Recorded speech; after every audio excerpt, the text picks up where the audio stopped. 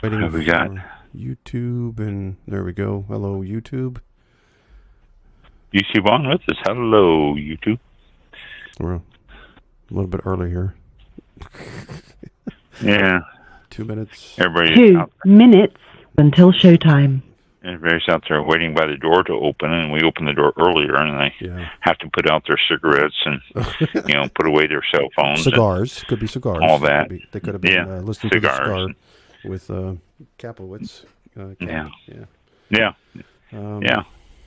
Oh, I'm even on the wrong show thing here. Here we go.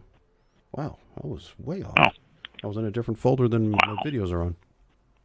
That's a bad situation. Okay. And you did that a couple weeks ago. Facebook isn't on yet? Come on, Facebook.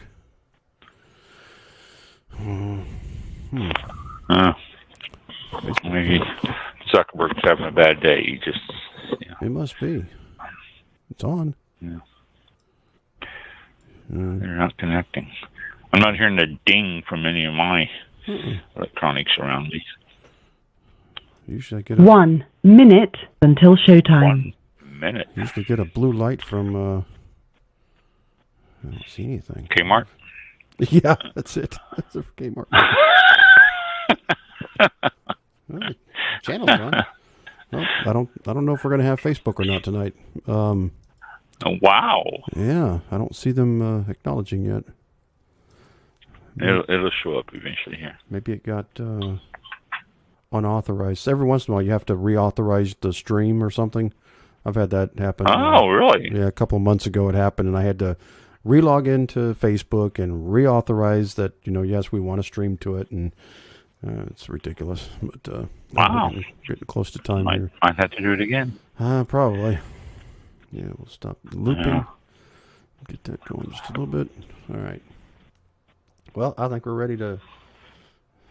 Your show will go live in 5 seconds. 4, 3, 2, 1. Blog Talk Radio. Blog Talk Radio. Here we go. This is All About Wine, the talk show dedicated to the wine industry since 2009. Featuring winemaker, cellar master, vineyardist, and tasting expert, Ron. Basically, what we're trying to do on this program is just trying to educate people and trying to make wine less confusing and more friendly. From coast to coast and around the world. We really have had some neat people on the program. I love that. Post your questions and comments during the live show on our Facebook page at www.facebook.com/allaboutwinebtr. Again, that's www.facebook.com/allaboutwinebtr. And now, All About Wine is on. Here's Ron.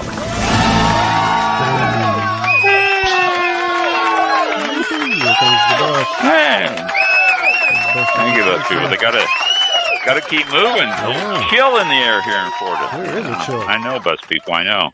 That's a pretty good. We're still on? Okay. Yeah, that's a pretty. Yes. Pretty good, we're still here. Yesterday and today, or this morning, down into the 40s. Ooh. Yeah. Yeah. Not. Ooh, it's right. And I could see something funny. My wife got me a Christmas present of an Echo. Oh, so yeah. we got Alexas in our house now too. Well, yeah. Congratulations. So yesterday morning. Yeah, thanks. Yeah, she's a comfort at times. But yesterday morning, I got up and I said, Alexis, what's the temperature going to be today?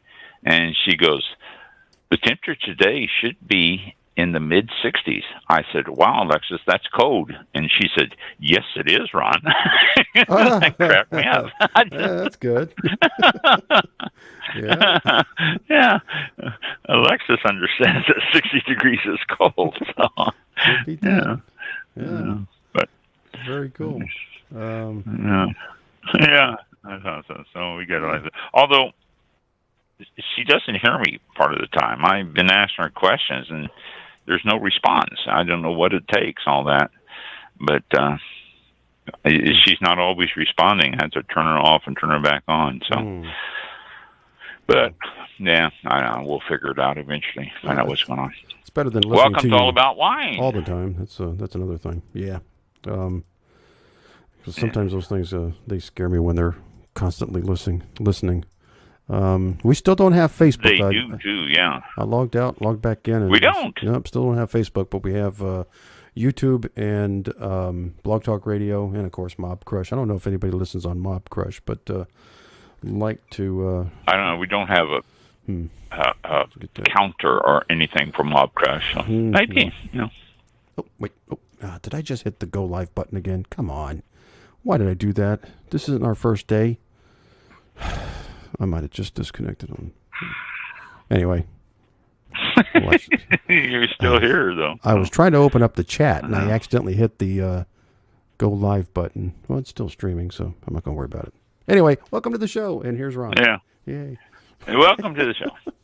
It is 2 days before Christmas, Christian celebration holiday. If you're of other faiths who are listening to us, if you're of other faiths listening to us, then there's a lot of celebratory days around this time of year for just about everybody, it seems. So if you are of another faith and you have a holiday coming up, then happy whatever holiday that happens to be. And but the Christmas is a pretty big one. So in the United States anyway, and most of the world. So 2 days before Christmas, and then next week we end the year and go into 2022. Oh my gosh, already 2022. Yeah. So no guest tonight or next week, but I am going to try to catch up on some stuff that I have been wanting to talk to you about over the last, 2 or 3 weeks, which we've had guests, and so I haven't had the opportunity. But this will give me a chance to pass on some stuff.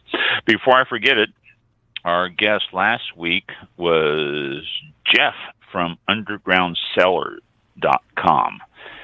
That's Underground Cellar with a C, Cellar, no S.com. Tune in last week's show. If you get an opportunity, tune in last week's show. They sell wine, but they have a different type of format of selling wine. You buy a bottle of wine at, say, $35, and they upgrade it to something. They don't tell you, but it's going to be upgraded to something better. They basically deal in Cabernet Sauvignon, and that's about most of them. I was looking on their website, and that's about most of them. But when they upgrade you into something that is worth more. They don't ship it to you. When you get a case, you can get a case shipped for free. Oh, I heard a bing. Did you connect to Facebook? Not yet. They really? Oh, I heard a bing. They ship for free once you get a case, but they store it in their warehouse and all that. They are located in California. But the reason I'm telling you that, and if you missed a show and if you haven't listened to it yet, or if you had a curious, he is giving anyone who orders and uses the promo code All About Wine when they check out, you get an automatic $100 off your order of $150 or more. So that's a good deal. Let me tell you, that really is I was looking at some of the promos they have. I signed up for the site, and I get emails coming in on it. And most of the discounts they give are $50.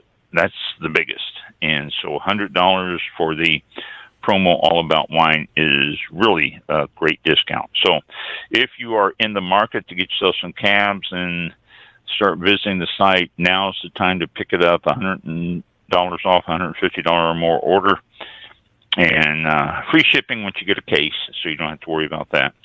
But check out the site, and if you were so inclined, then you've got yourself a good thing. Now, that's only good until the end of the year, which will be a week from tomorrow.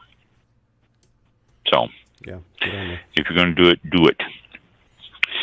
And so we've had some good guests on this past year.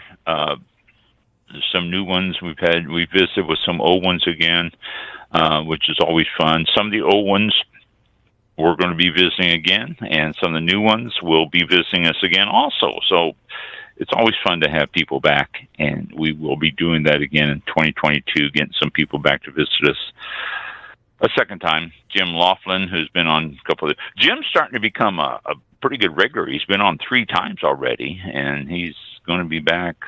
He's in the middle of a book right now, and he's going to be back next year with his book, so to tell us more about it. So Jim's becoming a regular guest. And then we've got Joy Neighbors, which is always fun and enjoyable to have on. I'm sure we can get her on in October again, which is... Oh, no, we're going to get her before then, because she's writing yet another book herself. Yep. And so we'll have her on before October when she gets her book done. Where's your book? What's that? Where is your book? My book? Oh, yeah. We gotta... for years... For years, I've kicked around writing different books. Mm-hmm. I really have. And then I realized I'm not a writer. I really, and it's not that I can't compose a book and I can't write. I'm not a writer. I'm not one who sits down and writes or types or something like that. I just never have been that. I had an idea for a book. I worked as a photographer for many years of my life, off and on. I worked as a photographer, and I've done, 3,600 weddings in my life. As a photographer, I've done a whole bunch of different weddings and all that. And so many stories that happen in weddings, so many things that you just shake your head, and some are funny and some are not, and all that. But I've always been tempted to sit down and write a book about some of the things that happen in weddings. Excuse me. And, start as a photographer, we start at the bride's house, and then we go to the church and take pictures there, and, ceremony after the ceremony, and then go to the reception or go to a park and take pictures of the park, and then go to the reception, and then the pictures at the reception of the cake and the garden bouquet and people dancing and the first dances and all that stuff. And, and it's a progression, and was thinking putting the book together in that progression, telling stories about each step of the way and all that. And there's a lot of stories, and I can get a hold of different people that have worked in the business and have them tell me a few stories too and all. But I'm just not a writer. And I'm sure the book would be a hit because brides would love it and, people in the business, but I'm not a writer. And so... To answer your question, where's my book? It's probably never going to happen because I just don't write, So, I don't know. You could put your thoughts down on paper and have them published. Oh, wow. Then you could be on All About Wine. Yeah, well, that's right. That's right. I can be a guest. Yeah. Even at the winery, some of the stories from there too. There's always stories. There's always stories you can tell. Yeah. But I just never have. Were you when you were a photographer? Were you strictly film, or did you ever get into digital photography? I was film. I was old school. So 35. In fact, I got out of it when the studio I was working at was doing some digital. They started to do digital, and I was still doing films, and I would do films, and then, they said, we need to get you trained on digital, and I said, yeah, okay, and I never did. And then the owner of the studio ended up dying, and so the studio...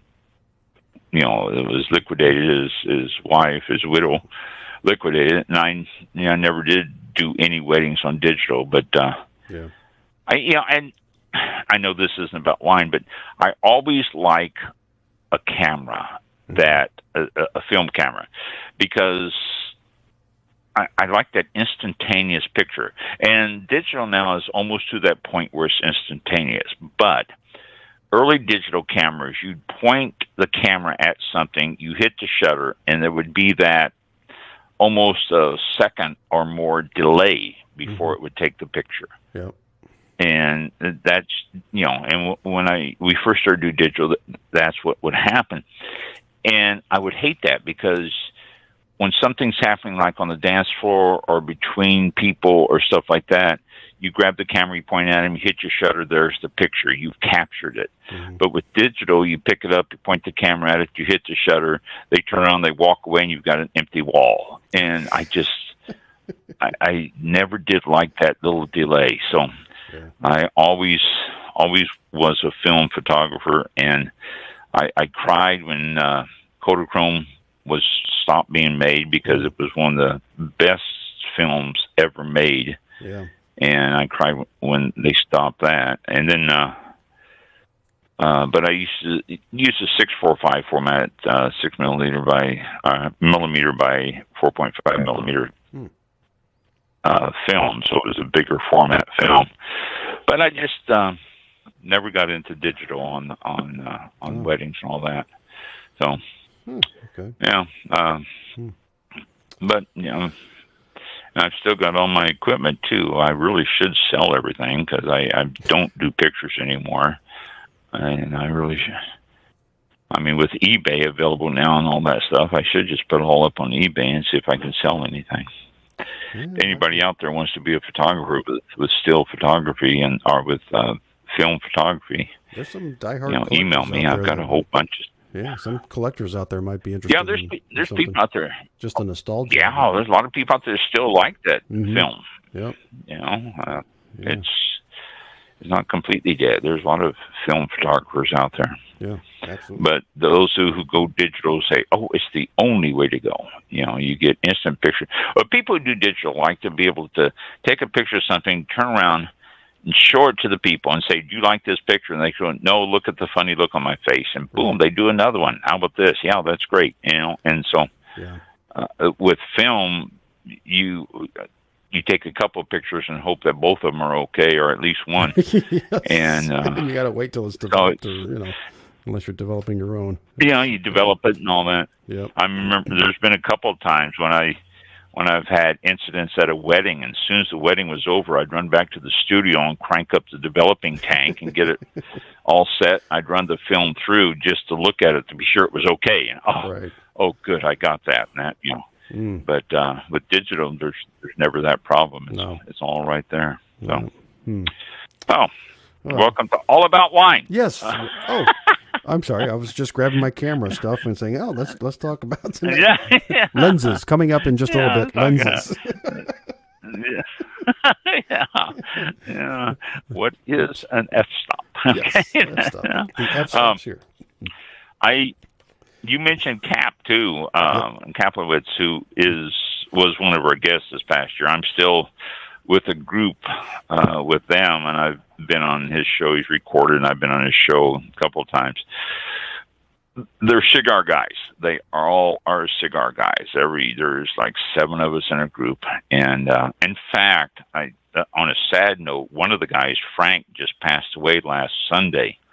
He'd been involved with cigars for years and written articles for many cigar magazines, and was actually in broadcast and worked for different TV stations around the country, a couple of different ones, and has some awards, mass media awards and all that. So very nice guy. I had a chance to see him in the chat rooms that we did, and a very nice guy. I really enjoyed talking with him and all that. Never realized how much of a history he had. He was only 71. I thought he was 73, 71 years old.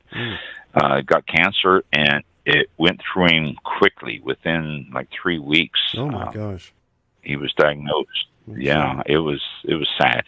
But enjoy the man. But the cigar group, I've learned a lot there. So I told him, I said, I'm going to start writing a blog about cigars. And they go, don't do that. And I said, no, really. I said, you guys are so experienced and you're always talking about stuff. I said, and I've learned all sorts of stuff from you because I am so uneducated, and you've taught me Cigar 101. I said, and so many people out there need that knowledge, Cigar 101. I said, so I'm going to write a cigar blog. And they all laughed at me. And then Cap emailed me and said, if you want to do it, I'll give you some help. And so I don't know, I might might consider that more. If I do that, I'll let you all know about it. But it's in the very, very, very entry level stage right now. So, but if it does come about, I'll keep everyone. Doesn't Cap on his website already have a sort of a blog of the shows and things that he discusses cigars on it, or is that something else I'm thinking? I know he writes. No, you're thinking right. He really does a lot. In fact, all the guys that are in the group I'm with are all very knowledgeable. There's 3 or 4 of them that write blogs, cigar blogs. Yeah. And it's just they all are really quite knowledgeable. And they start talking cigars, and I'm completely lost. I mean, they talk about different brands and stuff like that. And, this one only costs $25. And I go, only? You realize how good of a bottle of wine you can get for $25? I mean, but then as one of them pointed out, a cigar is going to last as long as a bottle of wine once you open it. I go, well, yeah, that's true.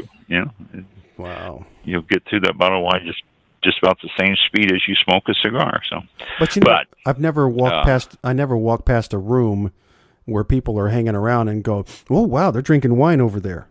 But if you light a cigar in a room, you're going to walk by and go, "Oh, people know." Where's that coming from? I smell cigar. Yeah, there are some differences. Yeah, I know. It's very nice, but it's funny. During the talk session that we do every Wednesday evening, we do it. And people are from all over the country. Cap lives in Oregon, and one guy is from Pennsylvania, another guy's from South Carolina, and another guy is from New York. I want to say, I think New York, but we got. I think one might be from Texas. We got people from all over the country, and when we get on and start talking, we all have a cigar. But everybody's either in their garage or in their car or on their porch or something. Nobody's smoking in their house. So I just thought that was funny, that nobody smokes in their house. Everybody's outside or away from the house on that. So it's usually the wife. Don't smoke that thing in here. Yeah. So. Go outside. Not in the house. Yeah. Yeah. So, but if I do pursue a cigar blog, like I say, I'm not much of a writer, so it'll be something for me. But maybe something I need to do to get my discipline down. And then that way I can maybe go from there. But yeah, to answer your question before we got carried off into something else, Cap does do cigar blogs, and he reviews cigars, and he posts them on his site, and he does it at least one review a week, at least. I'm not sure. He may even do more, but he reviews them, as do like I say, other guys in the group and all that.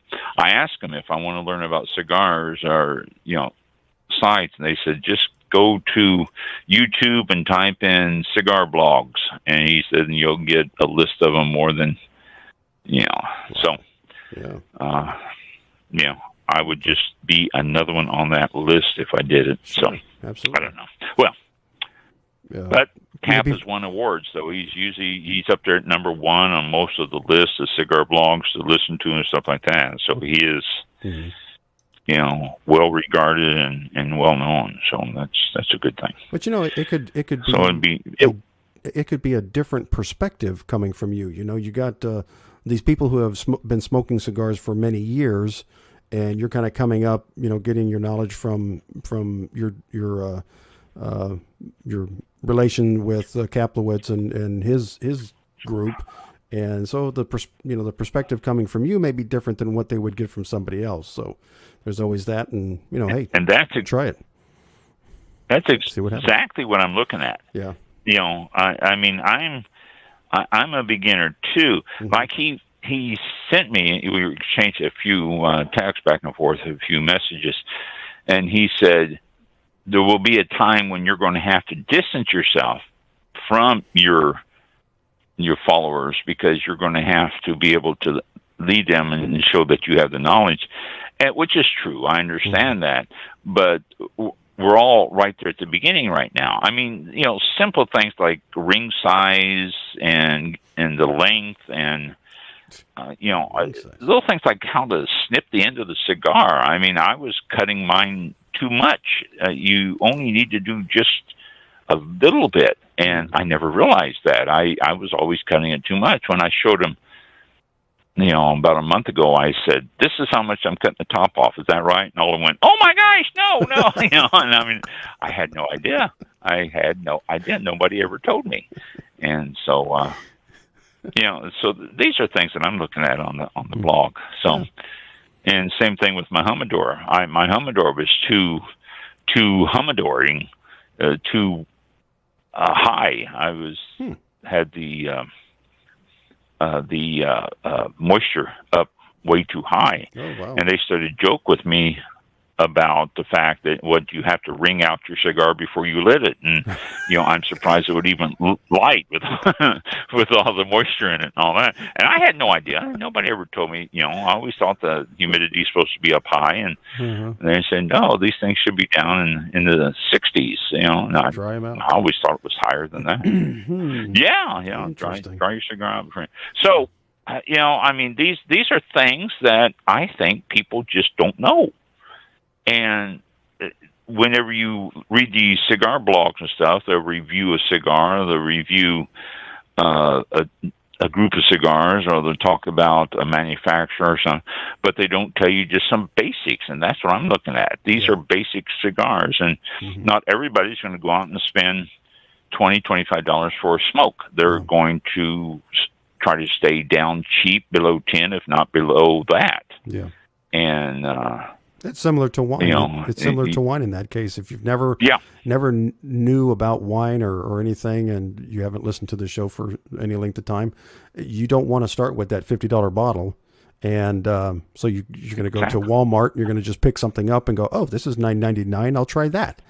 And then once you're going to think it's good. Yes, because that's all you've had. Because you don't know what to look for. Yeah, and you're absolutely right. I'm thinking Cap would probably tell you that I don't know if this has been covered or not, but he could probably tell you that there is a difference between a 99-cent cigar or a $25 cigar, just like there is in wine.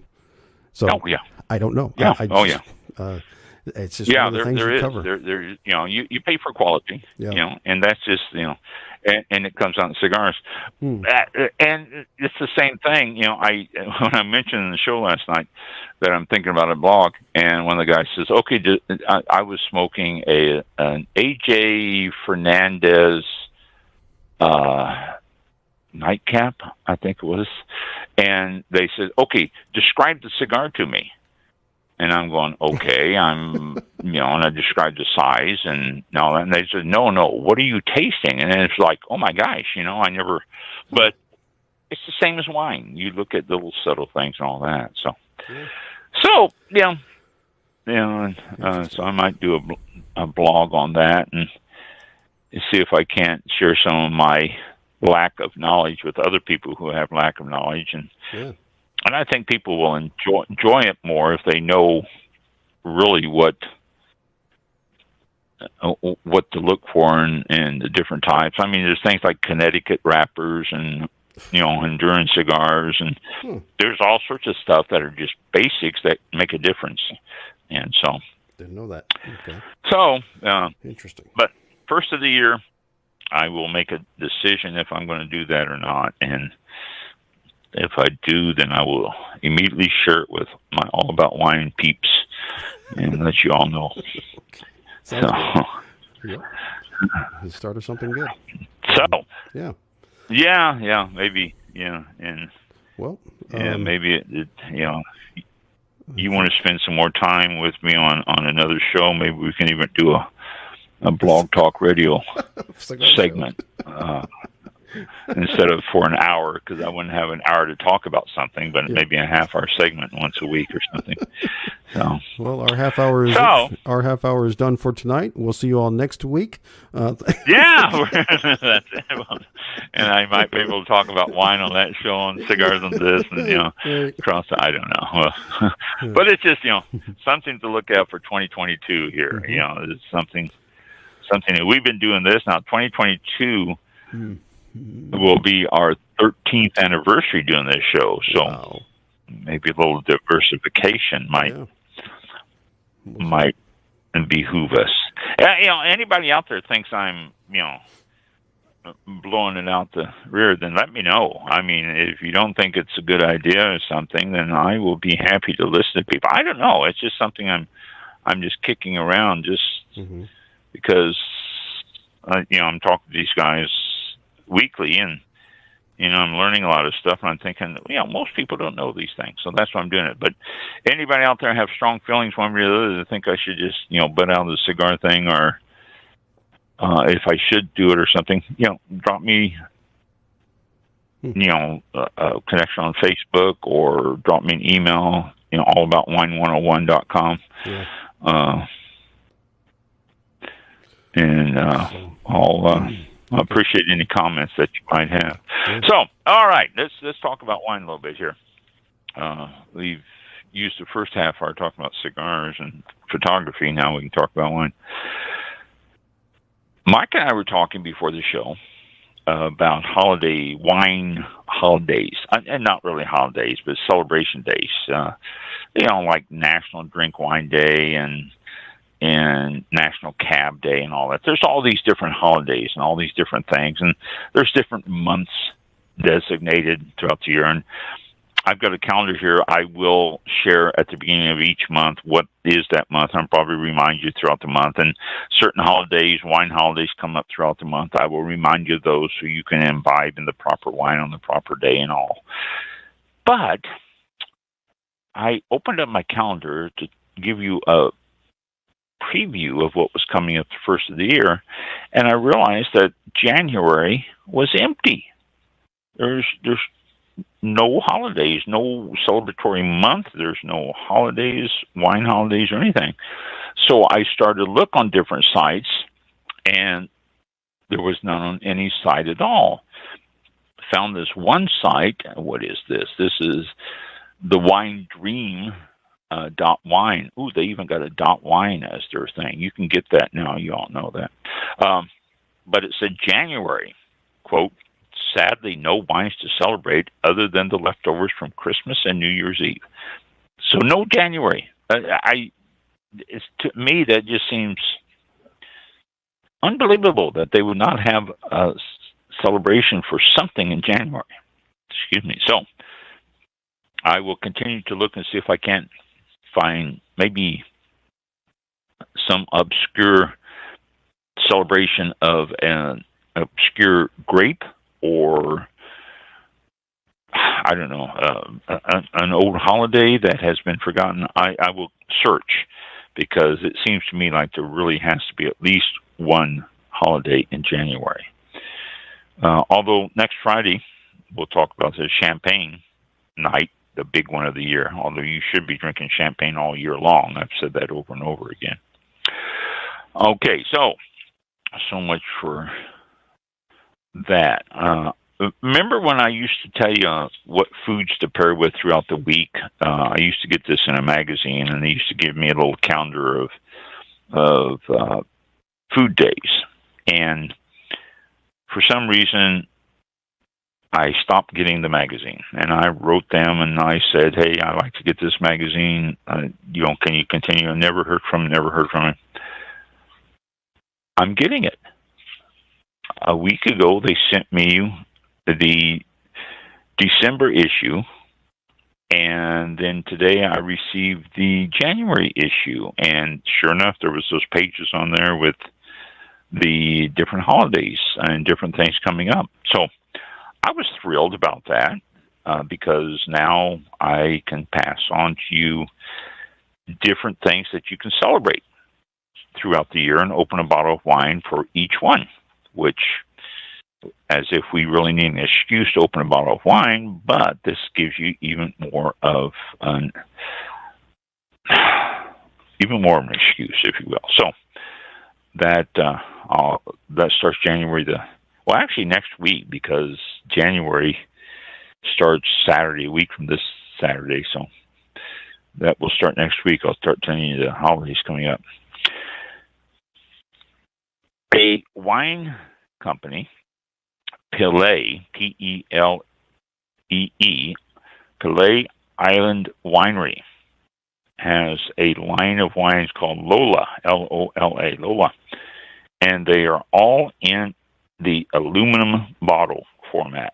They're small, the 250 milliliter, but they're all in the aluminum bottle. And they're all pretty decorated with flowers. Each one has a different flower, and each one has a different color scheme on it. Some of them are black, and let's see, what is that?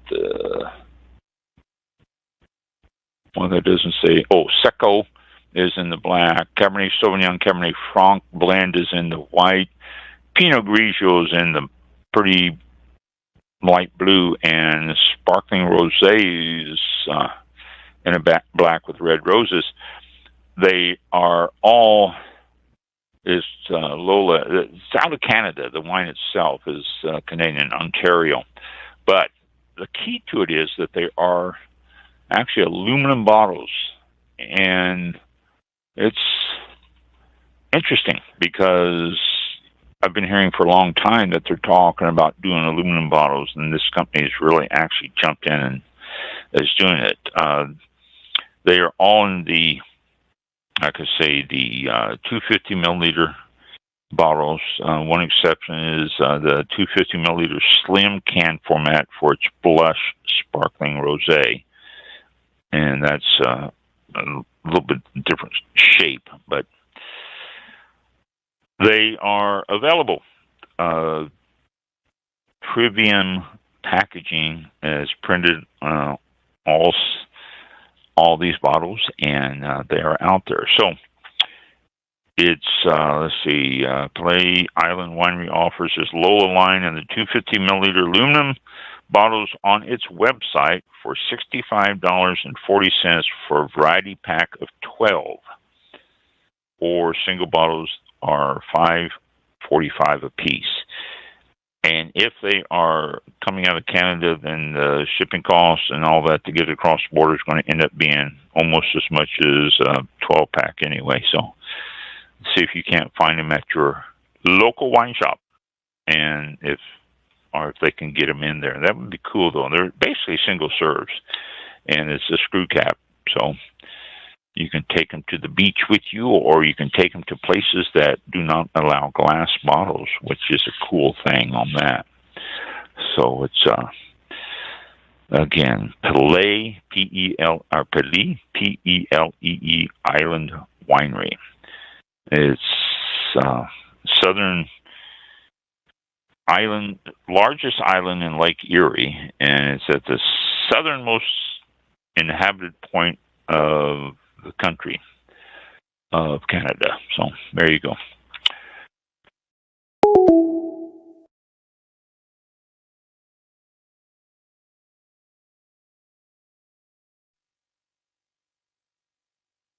Blog Talk Radio. Well, you are now in the host queue. A piece of paper I found here that I thought it was interesting. I'm going to pass it on to you. Actually, I'm going to read it, which it's easier for me to read this than it is to try to paraphrase it, because I'll lose something. But these are Master Sommelier wine tips. These were asked of two Master Sommeliers. This came out of my newspaper here, the St. Petersburg, or the Tampa Times is what it is. St. Pete Tampa Times. I don't know what date, because, well, the article is basically doesn't need a date on it. So these are things that these two sommeliers point out. These are Master Sommelier wine tips. Start with, legs are fun to look at, but that's about it. They say when the wine sticks to the glass, it's just a science trick. Oil evaporates faster than water, McNamara says, and alcohol acts like oil and prevents the water from coming together. So as the alcohol evaporates, the water comes together and runs down the side of the glass. It doesn't really tell you anything, except if it's a red wine, because if you've got a really big, heavy, deep red wine, it'll often stain the glass, and you'll see color and depth of saturation that way. And that's true, but also if it's a higher alcohol level, you're going to get more legs. And that's what I used to always tell people. Legs don't mean much except if you have high alcohol levels, and the high alcohol levels tend to give you more legs, simply because, again, it's the water evaporating from the alcohol. Next one. Speaking of color, it can indicate taste and quality. McNamara says, quote, the first thing I do is look at the color. I want to see how bright it is. I tend to put my hand behind it and use my wedding ring or a watch and see if I can see through it. I'm colorblind, but it doesn't mean I can't see colors. I'm trying to see how dark it is to see if anything's wrong with it.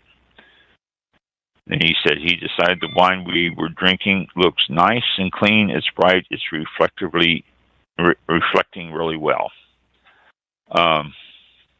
Being colorblind, trying to look at the wine, I think does make a difference. I have to disagree with him on that statement. But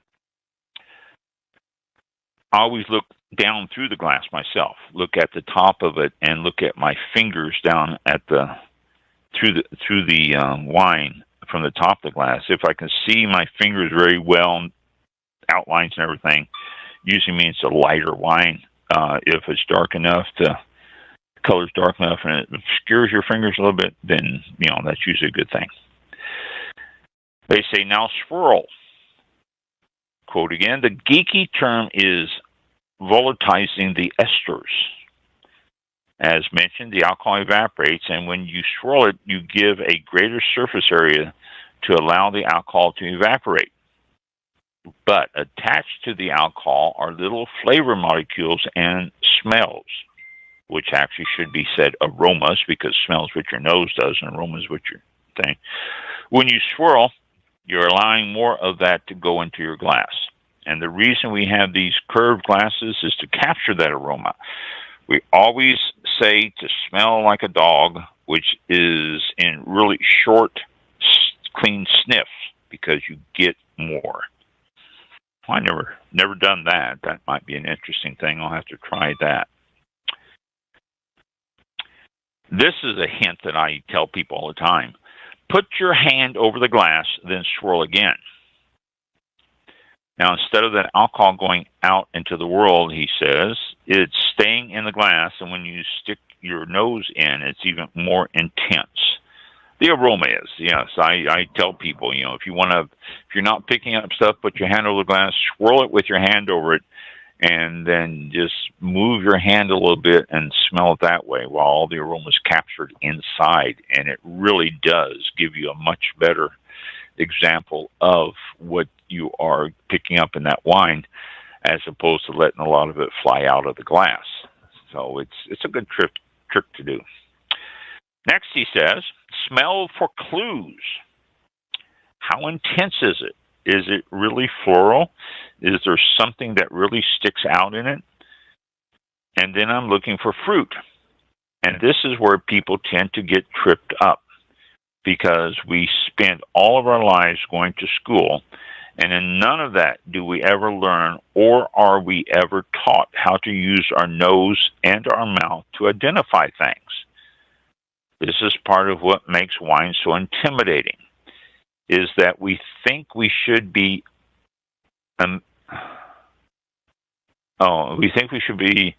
amazing at it because we've been eating and drinking our entire lives. But it doesn't work that way. You have to practice at it. And that's what's really hard. I'm trying to search out what the dominant things are. So things like peaches And there are a lot of peaches coming through on this wine I'm drinking, and lime. So there you go. And that's true. That's so true that we've never been taught to actually look at stuff with our nose and mouth. We always look at stuff with our eyes, but our nose and mouth can tell us so much more about it than just our eyes. And so that's why wine tends to become intimidating, because you're using a couple other senses that we are not trained in. And if you start using those, then it's going to be so much easier to pick up different things in the wines, and so much easier to pick up different little nuances that you would otherwise not notice. He goes on. Say weird things. Now, this is for a laugh, I think.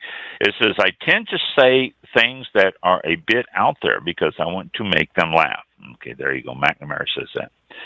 We'll be drinking Roja, and I'll say, doesn't it taste like you're riding a horse on a hot, dusty day, and all of a sudden you decide you want to bite the horse's mane?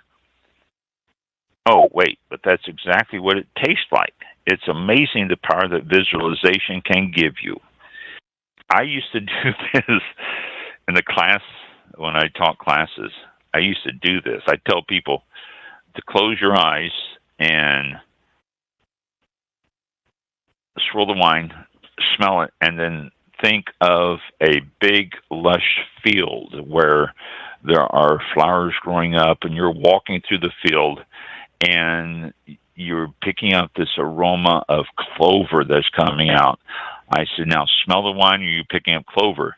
And everybody picks up clover. There's no clover. There's no clover smell in the wine, but everybody picks up clover. That's how the power of suggestion works when you start doing stuff like that. So, and it happens so often, especially people who are not comfortable with describing what they think the wine smells like or tastes like, then they tend to follow other people's leads. And that's not a good thing. You are your own individual person, and you know your own smell, and you know your own taste, so follow those. If I make a suggestion that this has hints of, well, let's use his example here. What do you say? Clover.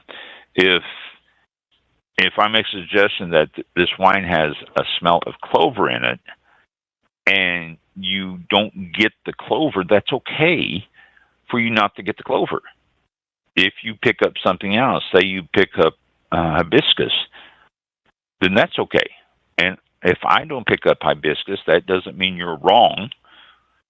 That just means that that's what you're getting. And so whenever it comes to tasting wines, and you're doing wine tastings, and this is the holiday season, I'm sure you've been to parties, and you'll probably go to more parties next week for New Year's.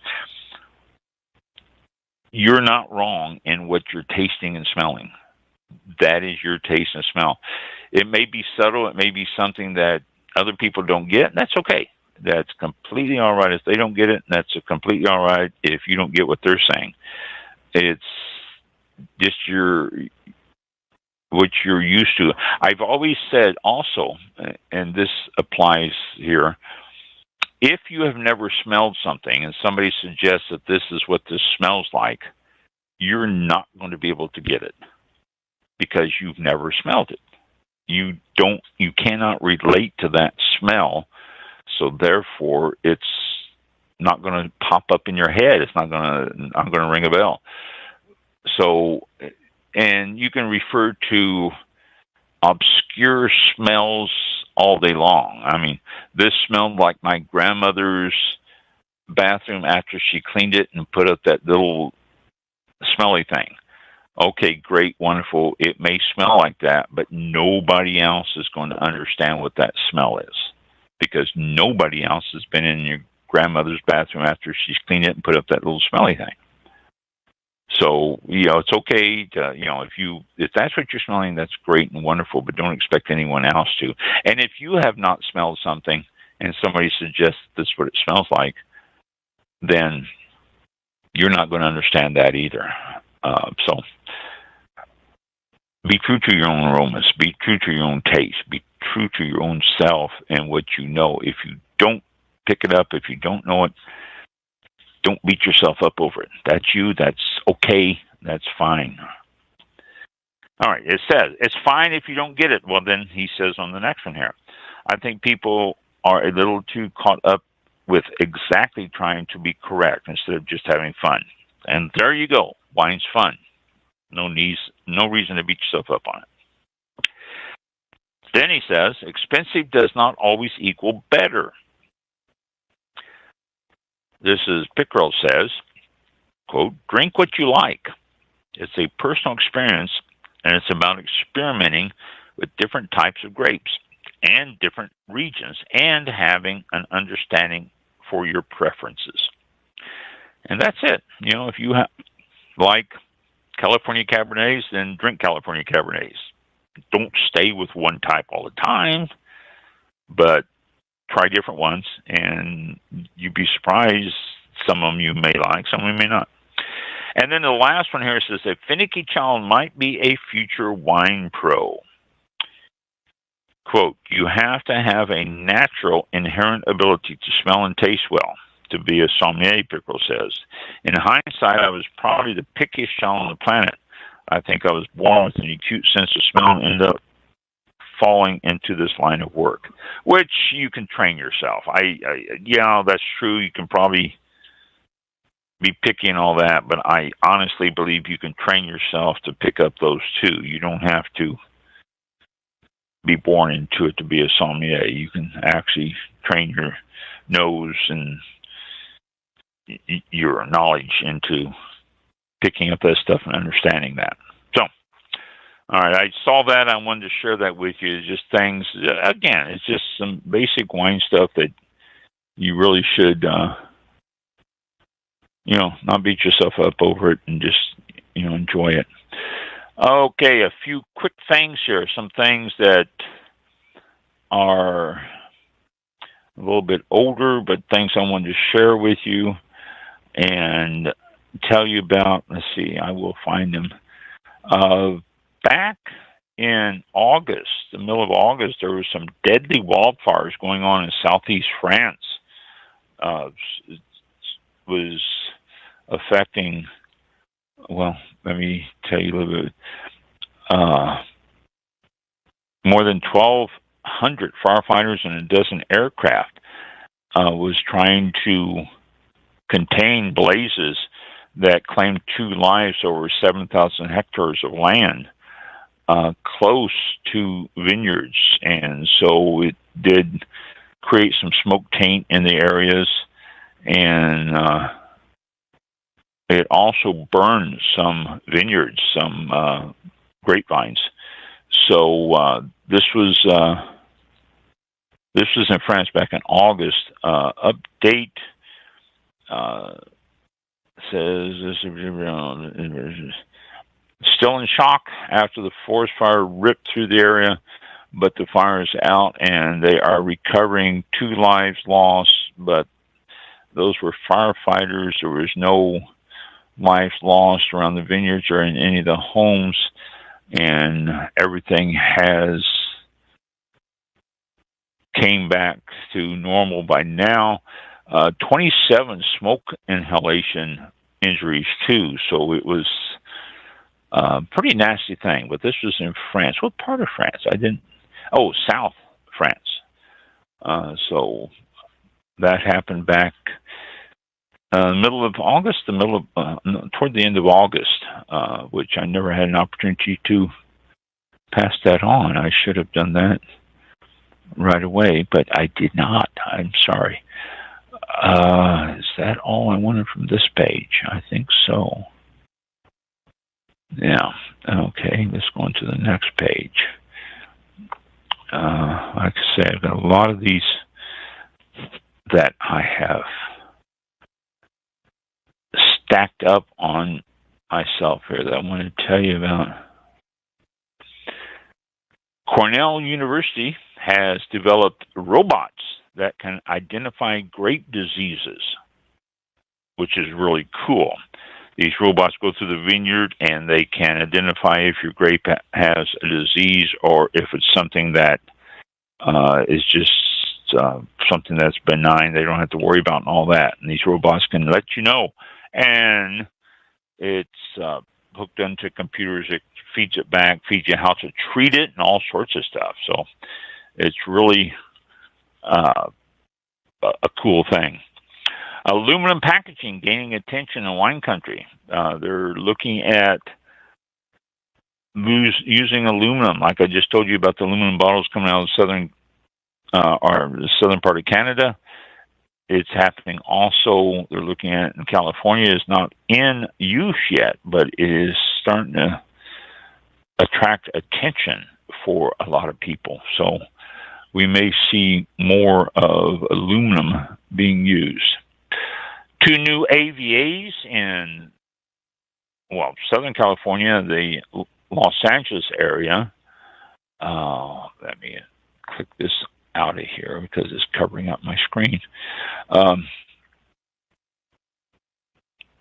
One AVA is, I just had it here and it disappeared.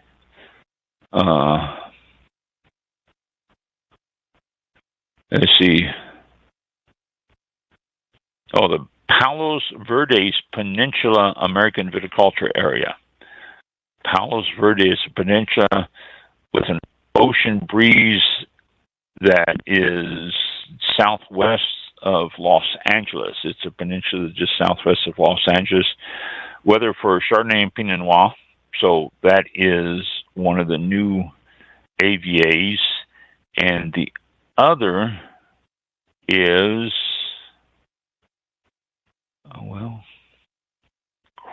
where is it?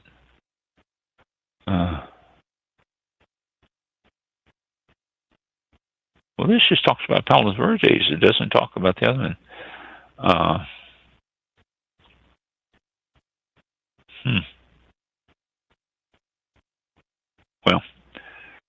I don't know. But Palos Verdes AVA is one in that area. And they said there's another one, but no, California's newest AVA, single one. That's it. So a new AVA, not 2 of them. My bad. No wonder I couldn't find a second one because there wasn't a second one. So it's Peninsula, right close to Los Angeles, and they've got a new AVA there. Okay, let me get out of this and look at the next one here. And okay. The world's first organic treatment for Pierce disease. We haven't talked about Pierce disease in a while, but they have an organic treatment for Pierce disease, which is interesting because Pierce disease usually takes sprays and all sorts of stuff. But this one's organic. It is a shot. And I mentioned this once before, Texas A&M researchers, that this was, a year or 2 ago, I first mentioned that I'd heard that Texas A&M was coming out with a shot, basically a shot to put in the grapevine to treat Pierce disease. Well, it is viable. A group of Texas A&M researchers had developed a bacteriophage treatment of interest and impact to the grape growing community as the world's first organic treatment for Pierce disease in grapevines. That's what it says, which is a cool thing because now they can just give this grapevine a shot and it will stop Pierce disease. Phages, P-H-A-G-E-S, the enemy of dangerous pathogens, are nature's biggest weapon in the fight against harmful bacteria. And they're unseen, they're silent, they're generally taken for granted. But the group at Texas A&M have developed a bacteriophage treatment that will prevent Pierce disease and stop Pierce disease. So what a cool thing. It really is. The bacterium involved is Pierce disease is by the insect, the glassy winged sharpshooter, and I've talked about that. And it gets into the grapevine and kills it with this bacteriophage therapy. It's a precision treatment of the infection that uses viruses that only infect and kill the bacterium itself. Yay! So good stuff. Yes, you have to go around and inoculate each plant, but it's much better than bulldozing them out of there and replanting. If you've got yourself a crop that is full and you got yourself good grapevines and it gets Pierce disease, this way you can get rid of it without having to plow them under. So good thing, good deal. This was something I tried to find out about this when I first mentioned it, 2 years ago, and I couldn't find anything more on it. But I'm glad it's there now. Spotted lanternfly. This is the one that's all over the country now. It was spotted in New York City. Wow. And it doesn't just get grapevines. Like I've said before, the spotted lanternfly gets a lot of different plants, and it can be very serious. They're saying if you see it, kill it. Don't be kind to it. Don't be, it's not a pet. It's a pest, and kill it. So spotted lanternfly found in New York City, and the state's saying kill it whenever you see it anywhere, because New York City's not that far away from Long Island or just right down the river from the Hudson Valley. So all that area is big grapevine areas, and you don't want that to spotted lanternfly to get into those areas. Okay, like I say, these are just fast news things that I've been wanting to tell you.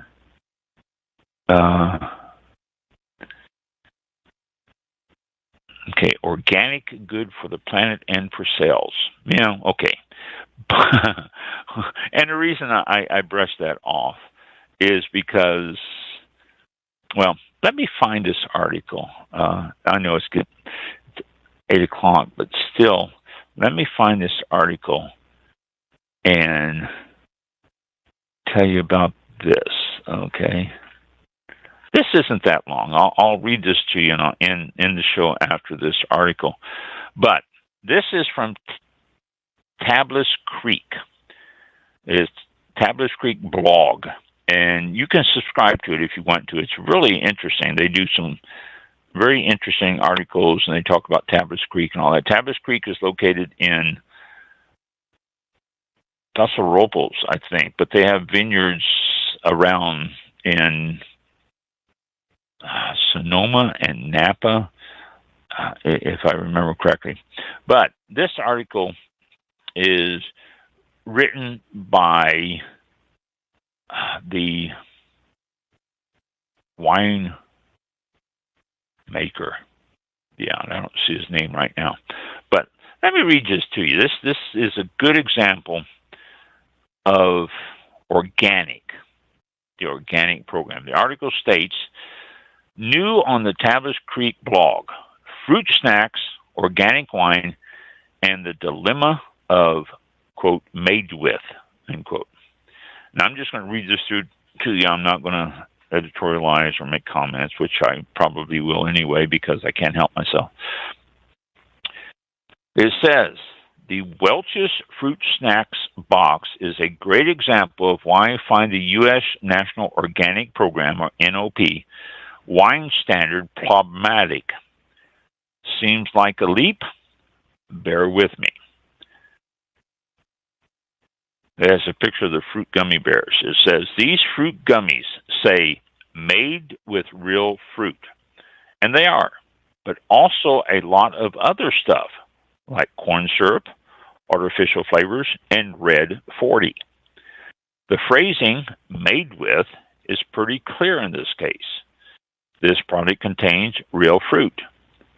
It's, in this case, the first ingredient, though it doesn't need to be. And I don't know if you're aware of it. Most people are, but just as an aside, see, I told you I couldn't help myself. When you look at the ingredient label, the first thing on the ingredient, that's supposed to be the most of anything. So if something says made with 100% fruit, and you see the first label, and the first label says pears made to taste like strawberries, then, first ingredient is what it is. But let me get back. But the clear implication is that there are other ingredients, and there are 17 in all in these fruit snacks. So why, if you look on a shelf in the organic section of your local wine shop or supermarket, do most of the wines there say made with organic grapes on the label? After all, based on American labeling laws, the implication is that there's other stuff in there, maybe even things that aren't grapes. But it's one of the only options for wines as directed or as dictated by the NOP standard. Again, that's National Organic. This disconnect comes down to a long-standing and, in my opinion, overblown, and this is, again, the writer's comment, fear of sulfites. Sulfur has been used for centuries in winemaking because adding it in small amounts slows the process of oxidation and inhibits the action of vinegar-causing bacteria. But, as I wrote earlier this year, how this got added to and then maintained in the organic regulations is a quirk of history and marketing from an unusual coalition of anti-alcohol interest, natural wine purists, and sulfite-free wineries. All parties with a vested interest in making organic wine hard to achieve. Most other countries set a limit for sulfites for organic wines around 100 parts per million. That seems reasonable to me, but not the NOP. If you add any sulfites at all, you can't call your wine organic. You can't use the NOP organic seal.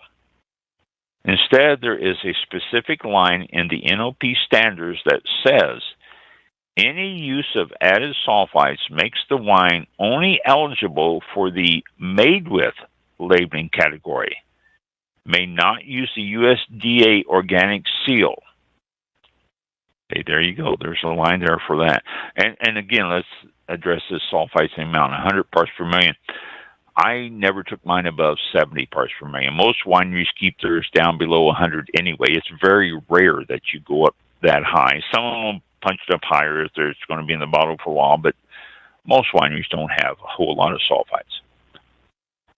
Okay, he continues. There is a specific meaning to the made with claim in the NOP organic regulations. It's for products that are at least 70% but less than 95% organic. Think pasta sauce, made with organic tomatoes, but including non-organic onions, spices, etc.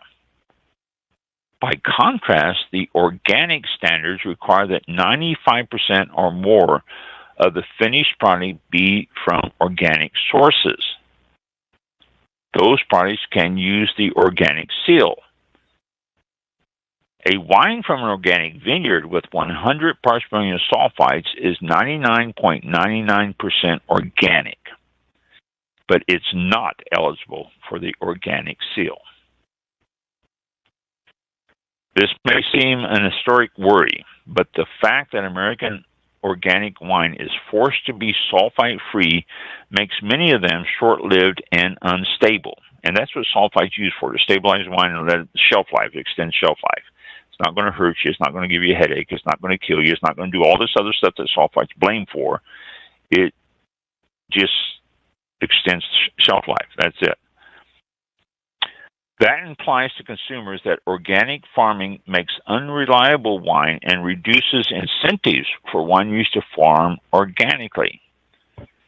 It's probably not a coincidence that the percentage of wine grapes in California has lagged that in France, Spain, and Italy. It also makes American organic wine less competitive with international organic wines. That's at least 3 clear negative outcomes. Supporters of the NOP standards and wineries who have built a market with sulfite-free wines say that wineries should embrace the made with organic grapes phrasing. But one look at that fruit snacks box should make it clear why that option comes with its own baggage. All right, now, he has a footnote here that says, why is organic overblown? Or not organic, why is sulfites? Okay, sulfites overblown. He says sulfite is overblown worry. He states, and I quote, many people attribute to sulfites the red wine headache that is more likely a sensitivity to histamines found naturally in grapes. And I've said this for years. Sulfite allergies can be serious, but such sensitivities are very rare and usually manifest in respiratory symptoms. It is preferably for people with these sensitivities that wines that add it carry a contains sulfites warning. But given that there are many other products, including dried fruit, frozen potatoes, frozen shrimp, and many condiments that contain much higher sulfite levels and don't have to carry a warning label, I don't find that a particularly convincing argument.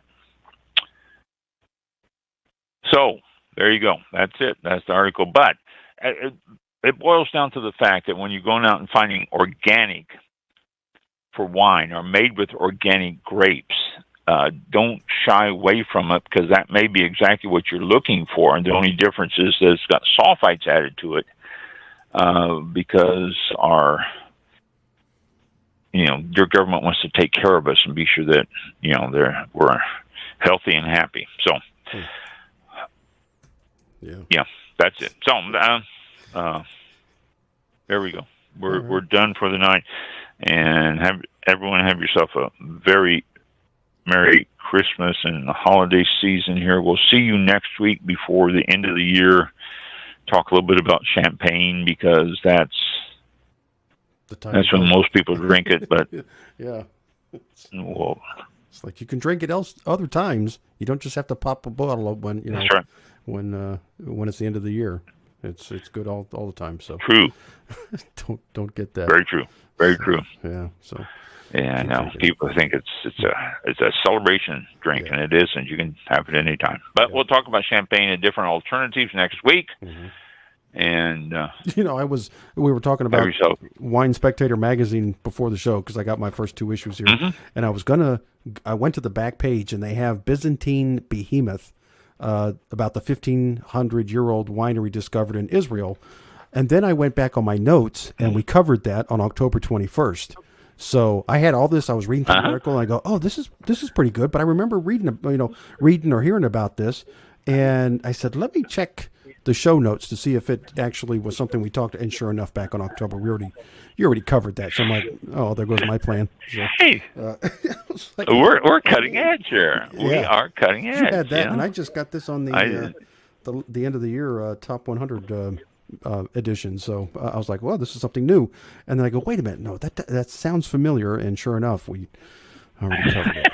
So got my hopes up. I was going to do That's funny. I was going to do like, hey, Ron, I have a special segment to present to you about Byzantine Behemoth winery. That was, no, can't do it now. I was making can't do that because making a special intro music. I was doing a video, and no, I can't do it now. The whole thing, yeah. All the way back in October. Well. I was like, oh well. Yeah. I mean, all about wine. We talked about stuff. The grassy wing sharpshooter. We talked about that. The lanternfly, we talked about that way back before anybody knew anything about it. Then all of a sudden, there it was on the front page of the Smithsonian magazine was the lanternfly. I think, and I mean, I think we've talked or had more about the spotted lanternfly and the glassy wing sharpshooter and all those more than we've had Jim Lockwood on the show. So, or not far though. Joy Neighbors. Yeah, Joy Neighbors. Yeah. I was like, wow. We have talked about them a lot. That's true. Yeah, that's cool. But people should know about it. They should know about it. Yes. Very good. That's good. That's good. Right. We will. So we'll go ahead and we'll close the show out. And when are we coming back next? Is it after the New Year? Or is next it week, still the New Year? No, it's 7. Ooh, very close. The day before the last day. Yes. The eve of New Year's Eve. 20. The 30th. The 30th. 30th we'll be back. And we'll tell you what some stuff that's to celebrate the foods that are coming up on. I'll start my this is National Whatever Day and whatever month. I'll fill you in on that stuff next week. See if I can't find any wine holidays for January. Boy, that is just really odd that there's no wine holidays for January. I mean, wine celebration days like, Cabernet Day or something. Yeah. See if there's one obscure one sitting around. I mean, they even celebrate grapes. I mean, for heaven's sake, grapes that are just really obscure. Like Greece celebrates their an obscure grape, so it's a national or worldwide holiday, and but nothing in January. That's so. All right. We'll look forward to that next week. Coming up. Well, thank you, everybody, and like you said already, a Merry Christmas, Happy Holiday. What you celebrate, have a good time with your friends and family if you're already not, and that's Saturday. Wow. Take care, and we'll see you all on. It is. December 30th will be the next show. Thanks again. Have a good one. Yeah. Good week ahead. Thank you. Be safe out there, and don't forget there's still the virus is going around, so be safe. Yeah. And we'll see you next week. This concludes tonight's broadcast of All About Wine with your host, Ron. For show information, links to All About Wine on Twitter and Facebook, or to be a guest on this show, visit the show website at www.allaboutwinebtr.com. Archived shows are available for download on iTunes or on our show page at blogtalkradio.com/allaboutwine. Thank you for listening. Drink responsibly, and we'll see you next time on All About Wine.